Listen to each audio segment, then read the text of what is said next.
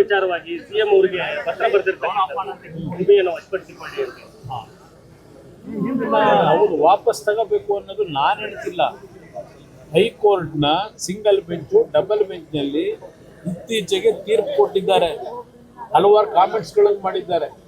ಆ ನೈಸ್ನ ಯೋಜನೆ ಹೆಸರಿನಲ್ಲಿ BMIC ಯೋಜನೆಯ ಹೆಸರಿನಲ್ಲಿ ಇವತ್ತು ಆಗಿರ್ತಕ್ಕಂಥ ಹಲವಾರು ರೀತಿಯ ಇಲ್ಲಿಗಲ್ ಆಕ್ಟಿವಿಟೀಸ್, ಆ ಫ್ರೇಮ್ವರ್ಕ್ ಅಗ್ರಿಮೆಂಟ್ ನ ಉಲ್ಲಂಘನೆ ಮಾಡಿ ಏನೇನು ಇವತ್ತು ಲೂಟಿ ಆಗಿದೆ, ರೈತರನ್ನ ಬೀದಿಗೆ ತಂದು ನಿಲ್ಲಿಸಿದ್ದಾರೆ. ಕಳೆದ 20 ವರ್ಷದಿಂದ ರೈತರು ಭೂಮಿನ ವಶಪಡಿಸಿಕೊಂಡು ದುಡ್ಡು ಕೊಟ್ಟಿಲ್ಲ, ರೈತರಿಗೆ ಅವಾರ್ಡ್ ಕೊಟ್ಟಿಲ್ಲ. ಇನ್ನು ಅದರ ಬಗ್ಗೆ ಕೋರ್ಟ್ ಇವತ್ತು ಕೆಲವು ಸರ್ಕಾರಕ್ಕೆ ಗಡುವು ಕೊಟ್ಟಿದ್ದಾರೆ, ಹೇಳಿದ್ದಾರೆ. ಗಡುವು ಇಲ್ಲ, ಇವತ್ತು ಏನು ತೀರ್ಮಾನ ಮಾಡಬೇಕು. ಇಲ್ಲಿ ಈ ಒಂದು BMIC ಯೋಜನೆ ಈ ಕರ್ನಾಟಕ ರಾಜ್ಯದ ಅತ್ಯಂತ ಒಂದು ದೊಡ್ಡ ಮಟ್ಟದ ಹಗರಣ ಅಂತ ಹೇಳಿ ಕೋರ್ಟ್ ಆದೇಶ ಕೊಟ್ಟಿದೆ.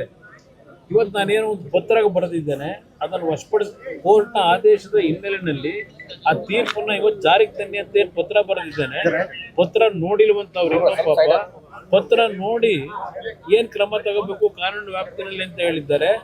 ನಾನು ಪತ್ರ ಬರೆದಿರೋದು ಮುಖ್ಯಮಂತ್ರಿಗಳಿಗೆ ಕಾನೂನಿನ ವ್ಯಾಪ್ತಿಯೊಳಗೆ, ಅಲ್ಲೇನು ಉಲ್ಲಂಘನೆಗಳೇ ಆಗಿದೆ.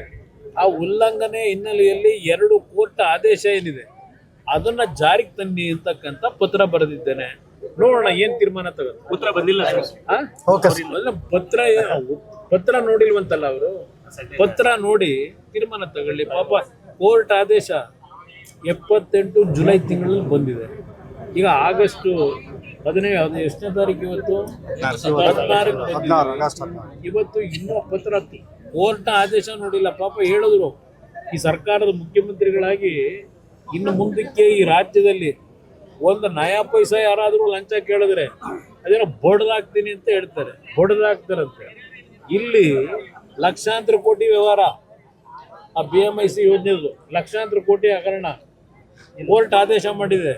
ಇವ್ರು ಭ್ರಷ್ಟಾಚಾರ ನಿಲ್ಸೋದು ಆಮೇಲೆ, ಇಲ್ಲಿ ಆಗಿದೆಯಲ್ಲ ಕೋರ್ಟ್ ಆದೇಶದ ಹಿನ್ನೆಲೆ, ಅದಕ್ಕೇನು ಆಕ್ಷನ್ ತಗೋತಾರ ನೋಡೋಣ.